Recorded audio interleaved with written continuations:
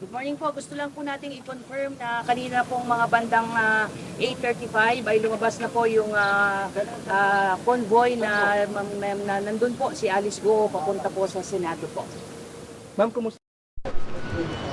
Nung Sabado po ay nag-complain po siya na medyo sumakit po yung tiyan, nalibago po ata doon sa tubig dahil hindi po lang po yung nandoon sa kanyang selda. So nung Linggo po, nang dumalaw po ng kanyang lawyer po ay nakiusap po sila na magdala po ng bottled water, local bottled water, mineral water. So kanina ay nakausap po siya bago po siya sumakay sa poster po at kinunan din po siya ng vital signs niya, yung BP niya ay okay naman po. At mamaya po, in-expect po natin mga pag-19 po kayo, makakalimutan po sila doon sa lingko, baka kumpiyang po doon sa yun lang po, salamat po. Lahat po ng question tungkol po kay Pastor Kibuloy at iba pa, magkakaroon po kami ng press po mga around 10 a.m. today. Lahat po ng question tungkol po doon sa nangyari po kahapon. Yun na lang po. Sinagot ko lang po ito kay Alice po. Baka may oras lang yung return ng warrant sa Pasig at sa Pilipinas. Wala pa po sir, wala pa po. So, baka after the press po na po.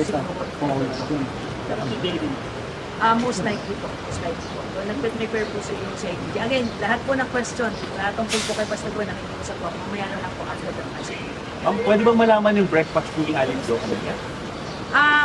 Okay naman po. Ang inalmusan po nila, katulad naman po ng almusan ng iba, si Alice Go po ay hindi nag-almusan. Hindi naman daw po siya, nag-review lang po siya.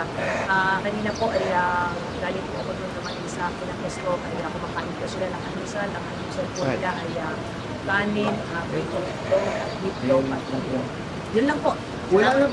Wala naman po request si Mayor Alice. Wala naman po.